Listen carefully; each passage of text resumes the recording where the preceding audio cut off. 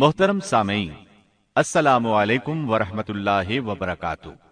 اس حصے میں آپ سنیں گے زمین و آسمان کی تخلیق سے پہلے کیا تھا، اللہ تعالیٰ کا عرش کہاں تھا، اللہ تعالیٰ نے زمین و آسمان اور پہاڑوں اور درختوں کو کتنے دنوں میں پیدا کیا، کون سی چیز کس دن پیدا کی گئی اور کون سی چیز سب سے پہلے پیدا کی گئی، فرشتے، جن اور انسان کس کس چیز سے پیدا ہوئے، انسانوں اور جنوں کی تخلیق کا مقصد، ابلیس کون تھا۔ اللہ تعالیٰ فرماتے ہیں اللہ خالق کل شیء وهو على كل شيء وکیل۔ اللہ ہر چیز کا پیدا کرنے والا ہے اور وہی ہر چیز پر قدرت رکھنے والا ہے۔ اللہ الذي خلق السماوات والأرض وما بينهما في 6 أيام ثم استوى على العرش۔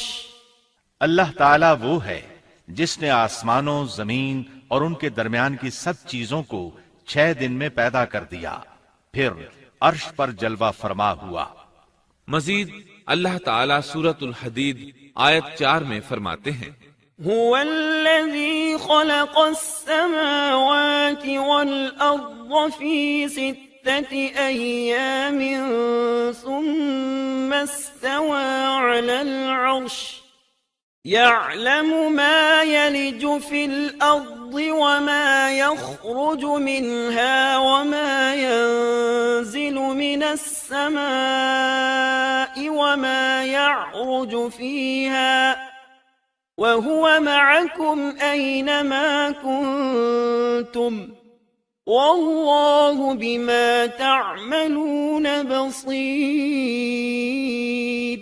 وہی ہے جس نے آسمانوں اور زمین کو 6 دن میں پیدا کیا، پھر عرش پر جلوہ فرما ہوا۔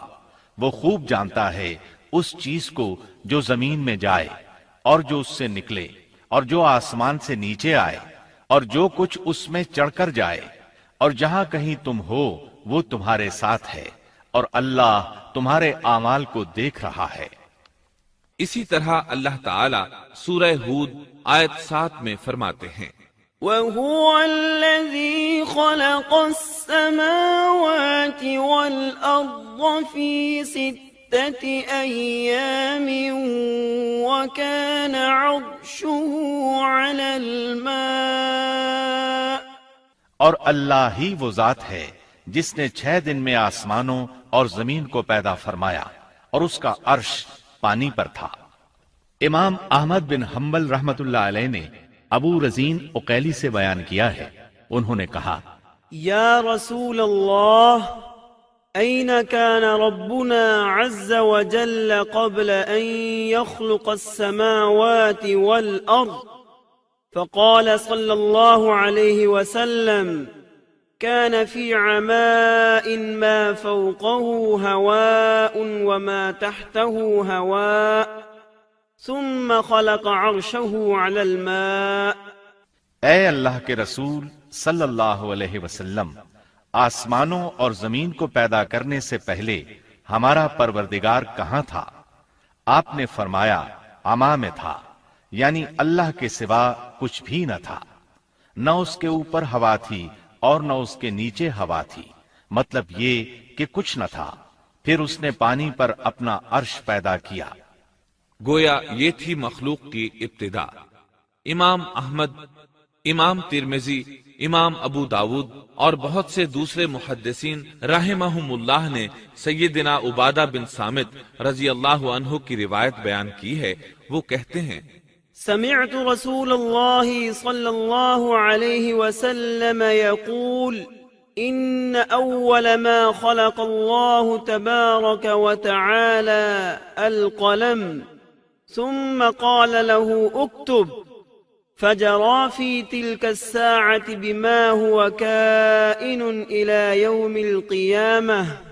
میں نے رسول اکرم صلی اللہ علیہ وسلم کو فرماتے ہوئے سنا، آپ فرما رہے تھے بلا شبہ اللہ نے سب سے پہلے قلم کو پیدا کیا، پھر اللہ نے اس کو حکم دیا لکھ، چنانچہ وہ اسی وقت چل پڑا اور قیامت کے دن تک ہونے والی ہر چیز لکھ دی۔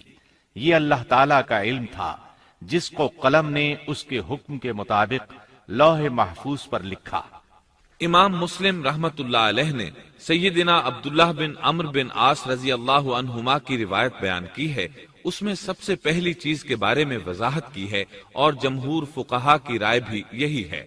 عبداللہ بن عمرو رضی اللہ عنہما بیان کرتے ہیں، سمعت رسول اللہ صلی اللہ علیہ وسلم يقول كتب الله مقادير الخلائق قبل أن يخلق السماوات والأرض ب50,000 سنة قال وعرشه على الماء۔ میں نے سنا آپ فرما رہے تھے اللہ تعالیٰ نے آسمان و زمین کی پیدائش سے 50,000 سال پہلے تمام مخلوقات کی تقدیریں لکھ دیں اور اس وقت اس کا عرش پانی پر تھا۔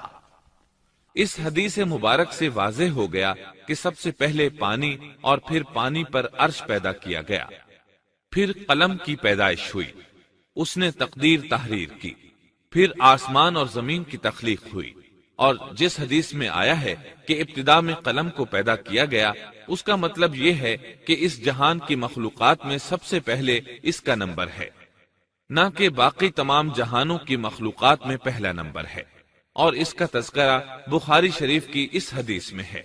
قال أهل اليمن لرسول الله صلى الله عليه وسلم جئناك لنتفقه في الدين وليسألك عن أول هذا الأمر ما كان قال كان الله ولم يكن شيء قبله وكان عرشه على الماء وكتب في الذكر كل شيء وخلق السماوات والأرض۔ یمن سے آئے ہوئے ایک وفد نے رسول اللہ صلی اللہ علیہ وسلم سے کہا، ہم آپ کے پاس دین کی سمجھ اور ابتدائے خلق کے بارے میں پوچھنے کے لیے آئے ہیں، یہ کہ سب سے پہلے کیا چیز تھی؟ آپ نے فرمایا اللہ تھا، اس سے پہلے کوئی چیز نہ تھی، اس کا عرش پانی پر تھا، پھر اس نے لوح محفوظ پر ہر چیز لکھ دی اور آسمان اور زمین کو پیدا کیا، یعنی ابتدا میں پانی پر عرش کی تخلیق ہوئی، پھر قلم کی پیدائش ہوئی، اس نے سب کچھ لکھ دیا۔ علماء کرام کا بیان ہے قلم کے فوراً بعد لوح محفوظ کو پیدا کیا گیا، چنانچہ قلم نے لوح محفوظ میں ہر چیز لکھ دی، اس کے بعد کائنات کی باقی مخلوقات اور آسمان و زمین کی پیدائش معرض وجود میں آتی گئی۔ اشیاء کی پیدائش والی ترتیب میں علماء کرام کے کئی اقوال ہیں، اور ہم نے آپ کے سامنے جمہور علماء اور فقہا کی پسندیدہ اور راجح ترتیب پیش کی ہے۔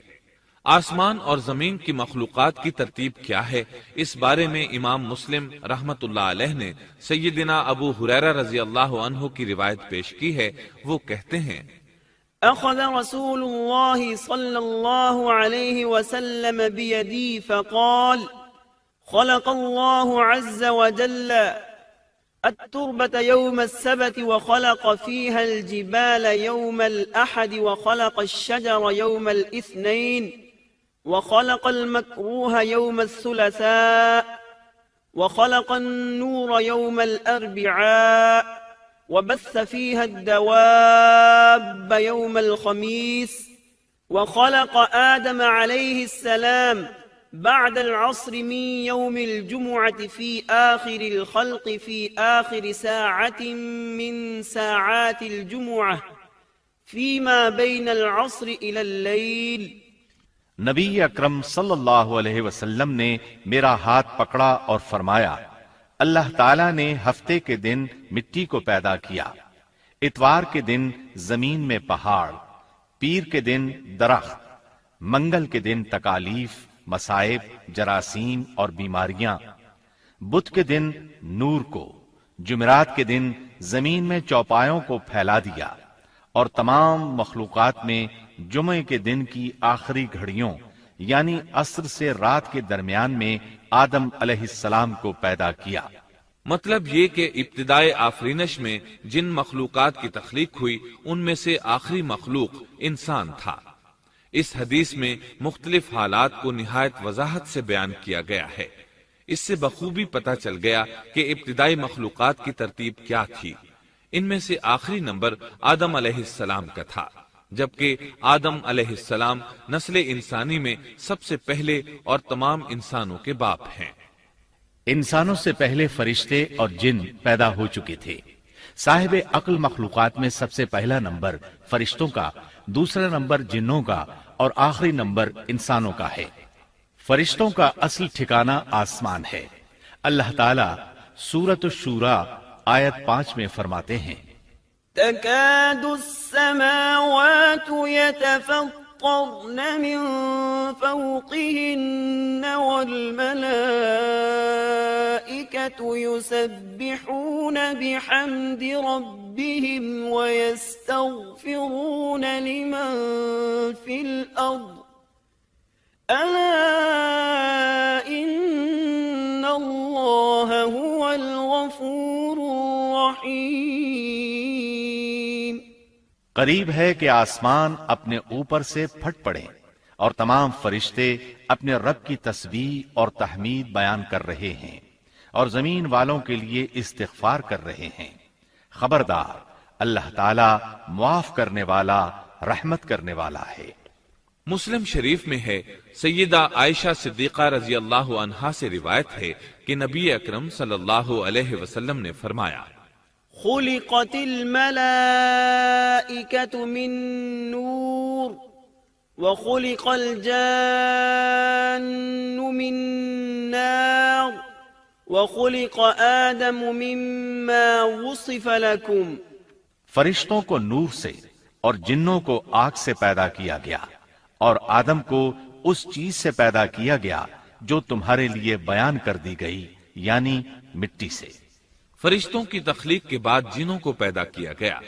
جنوں کو بھی انسانوں سے پہلے پیدا کیا گیا تھا، جیسا کہ اللہ تعالیٰ سورۃ الحجر آیت 27 میں فرماتے ہیں، وَالْجَانَّ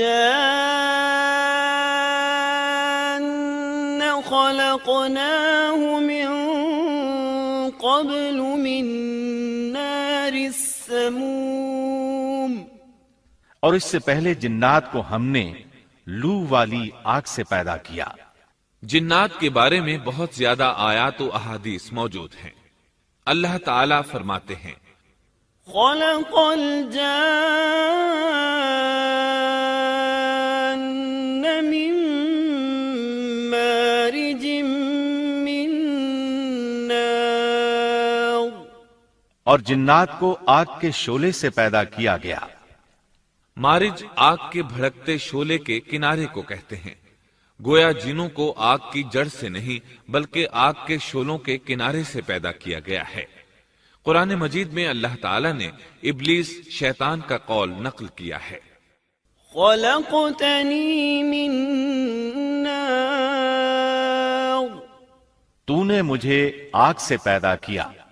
اسی طرح پہلے بھی بیان ہو چکا ہے کہ اللہ نے فرمایا، والجان خلقناه من قبل من نار السموم۔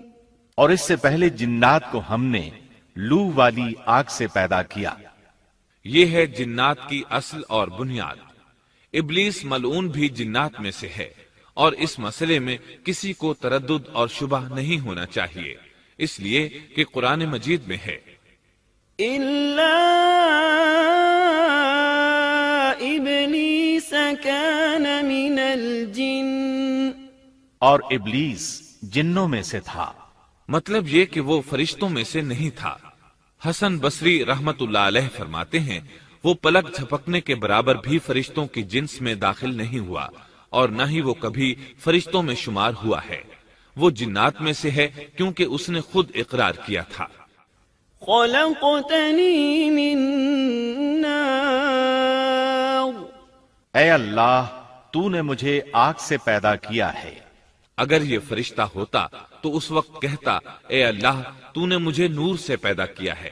اس لیے ابلیس کا جن ہونا روز روشن کی طرح عیاں ہے۔